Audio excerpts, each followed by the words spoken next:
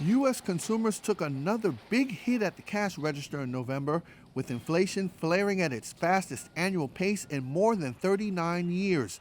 Government statistics released Friday showed a broad rise in the Consumer Price Index.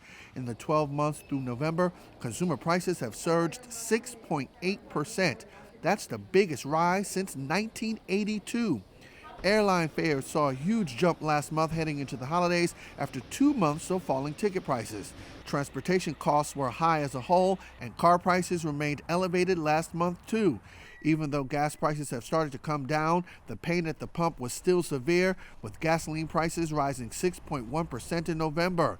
Prices for basic needs like apparel shot up after being flat to lower in September and October, and consumers continued to dig deep when checking out at the supermarket.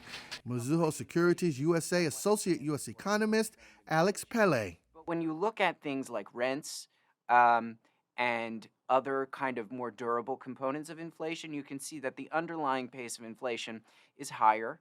And this is going to be part of what we're experiencing between all the demand stimulus that was given to the economy over the last year, plus the continuing supply chain issues, that the risk to inflation remains on the upside. Inflation has become such a problem for the Biden administration that it is weighing down his poll numbers. Biden has tried to lower gasoline prices by releasing oil from the Strategic Petroleum Reserve and unblock the ports where product shipments have led to the supply shortages, driving prices vastly higher for goods. But so far, his efforts have done little to correct the supply-demand imbalance created by the health crisis. The Federal Reserve has promised to do what it can to rein in inflation.